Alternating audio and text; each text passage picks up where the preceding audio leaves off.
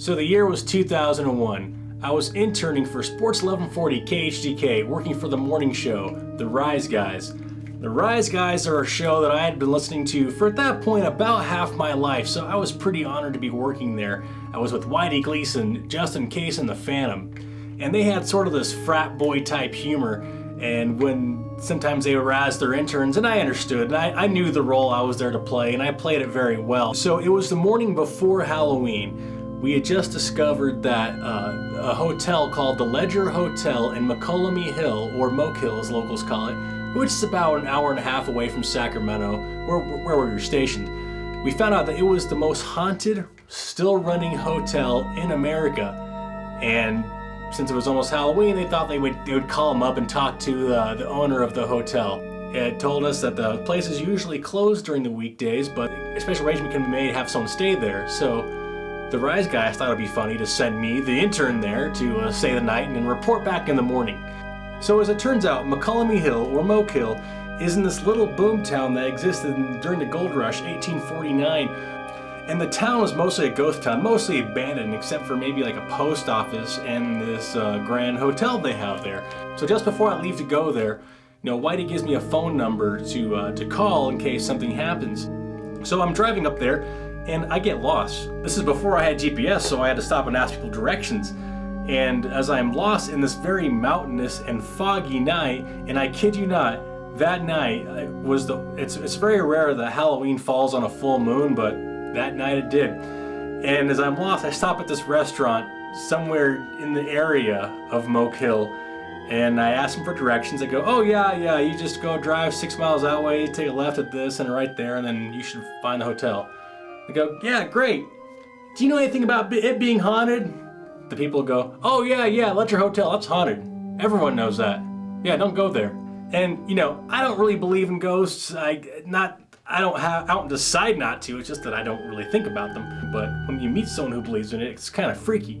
I'm driving along and I'm still not quite finding it, and I think I'm getting close, but I'm not quite there. So I stop at a gas station. They tell me, yeah, actually it's just around the corner. You take a left right here, drive down that street a little bit, and there you go. You'll find Ledger Hotel. Great, thank you. By the way, is it haunted? They go, yeah, it's haunted. It's haunted. I had some friends who stayed there on prom night, and they all left screaming. Then I asked for gas, and they said, oh, they're closing up their gas pump, but they'll be open again at 9 a.m. Great. So I pull up to the Ledger Hotel. The owner meets me. He's polite. He shows me this beautiful old hotel.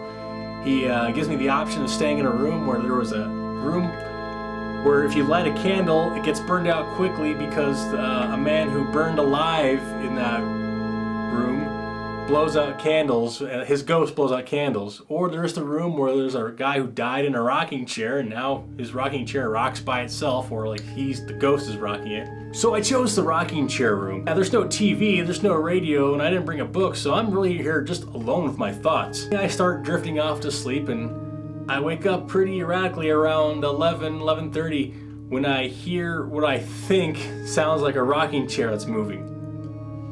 I don't know what it is. I turn on a light, I look at the rocking chair, it's not moving. Okay, it's in my imagination. I turn off the light, go back to bed. 45 minutes goes by, something like that. I hear it again. And this time, I'm pursing my ears to make sure I'm hearing it. And I'm pretty sure I heard it. So finally, I am officially freaked out. I'm alone, I'm hearing the rocking chair, and I'm thinking, maybe ghosts are real, maybe it's really haunted, or maybe this is just an elaborate prank. I go to the car to call that number that Whitey gave me. Well, as it turns out, my cell phone doesn't work. I have no reception. We're in the middle of nowhere. And I'm realizing that not only do I have no cell phone reception, I have no gas to get anywhere until 9 a.m. when the gas station opens. So I go up to the gas station anyway so I can use their payphone, and I wanted to call Whitey to tell him what's going on. I called that number he gave me, and it was just an answering machine. So in a panic, I just decided I'm going back in the hotel, run back in, and I try to go to sleep, stay awake mostly the whole night in that little bed in that hotel. When the morning comes, I popped out of bed and I looked at the door that I had locked behind me was no longer locked. I checked out of the hotel, and as I was walking to my car, I hear a boo! There was a listener who listened to the Rise Guys who came out there just to go boo to me.